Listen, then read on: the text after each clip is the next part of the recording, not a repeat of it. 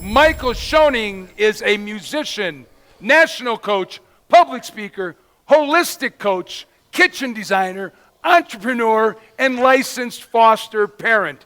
He holds 5 state certifications for working with children with trauma. He is a sales professional, a sales trainer, and a messianic rabbi.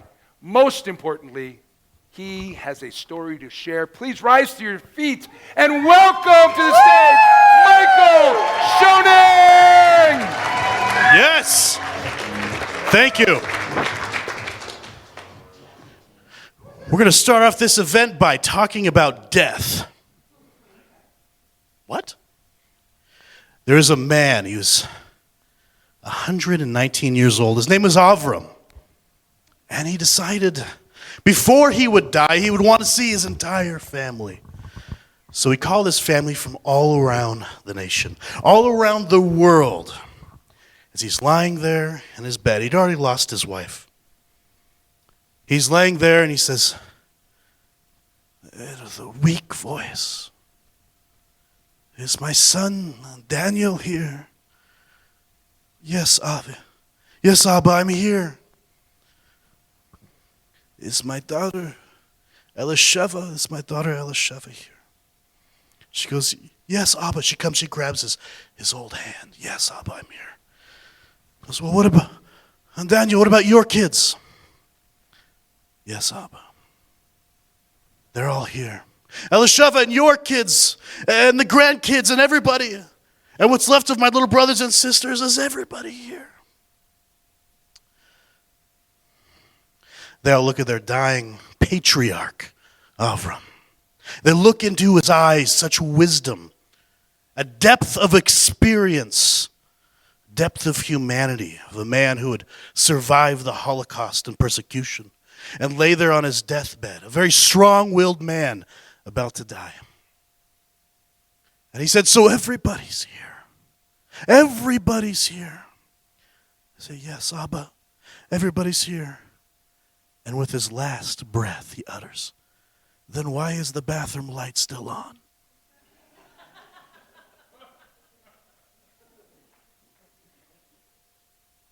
Let me tell you about the real Avram. About 4,000 years ago, there's a very wealthy desert sheik. He's the head of tribes. He's a very wealthy man. Everybody knows Avram. He lives in the Near East, in the desert. He has so many people working for him, it's crazy. He's got cattle. He's got everything you could need. He hears this voice where all of your gods were little toys you would put on the shelf. He hears a voice from an unseen God. "I want you to leave your home and follow me."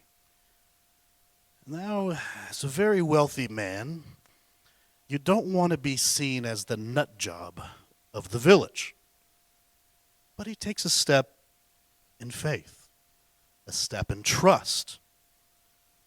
He gathers his people, he gathers his things, and he leaves. One day, on a very hot day, he sees these men coming from the distance. And he says to himself, "I bet they're hungry." Now, he left everything behind, his status, who he was, to follow this voice from a God he couldn't see. He goes to these men, he says, Come and eat, come and drink." He says to his servants, "Kill the fattened calf, bring the cheese, we're making cheeseburgers." And a man who, I heard that snort.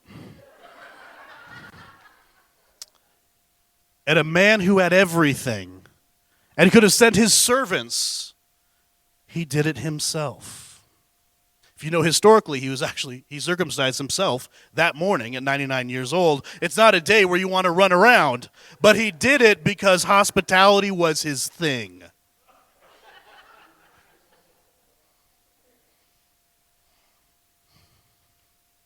This man is the founder of what we know as Judaism today. He is the father of what we know today as Catholicism, Protestant Christianity, Islam, and eventually a little country called America. There was a time where you had to have the faith of the monarch, and there was a time where not everybody wanted to be Catholic. So, we found this place. We pretended like there was no natives here, but we're not going to get into that. We found this place, and we said, let's start something new. So these people of different faiths gathered. It was one of the safest places for a Jew to live at this time. A man named General Washington once made a statement, said, the stock of Abraham, speaking of the Jewish people, will never know tyranny in this country. It was a place for Jews and Christians and Catholics to live side by side under the banner of our father Abraham. And eventually now, the Muslim people, all children of Abraham. So now we have a country built off of the faith of a man, built off of hospitality. Now, hospitality is putting aside your faith differences, your understanding differences. It's bringing someone into your home and sharing everything that you have, no matter how wealthy or not you are.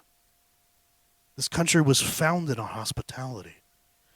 Not everyone in this room is from this country, but everyone in this country is now an American. You can go to France and not be French. You can go to Botswana and not be Botswanan or whatever. You can go to Germany and not become German, but you can come to America and become an American. Because we are founded by a man who believed in wisdom through hospitality. Thank you.